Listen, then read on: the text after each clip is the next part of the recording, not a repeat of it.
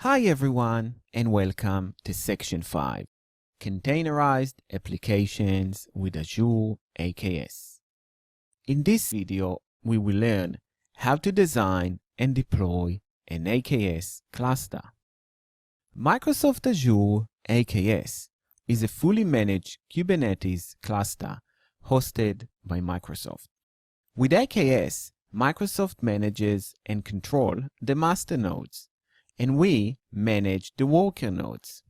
AKS gives us the option to scale the capacity of our cluster within minutes and improve performance. Our task in managing AKS is to install updates, deploy applications, and manage access. Kubernetes is an open-source containerized application management platform.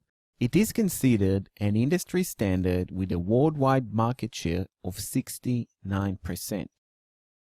When designing an AKS cluster, please consider following points. AKS gives us access to the Kubernetes worker nodes only. For a production environment, it is recommended to have 3 worker nodes at minimum. Patching is our responsibility. However, after a period of time, Azure will update our worker nodes automatically. So please make sure you have a patching strategy in place.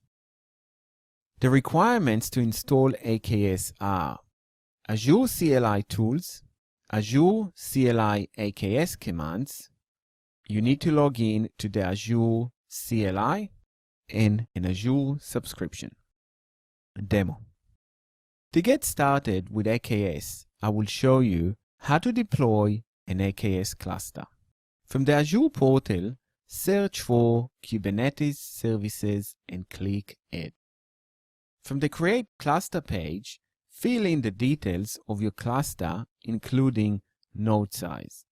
Continue with the Create wizard until you are done.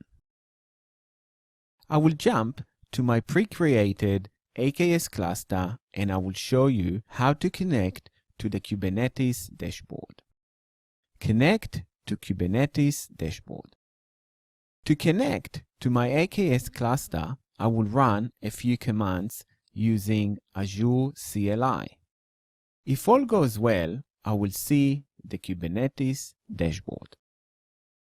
I can see the dashboard and use it to deploy containerized applications using the Create button. Commands used in this demo. Please review the commands used in this demo and set up your own AKS. When using the commands, please change the values to match your environment.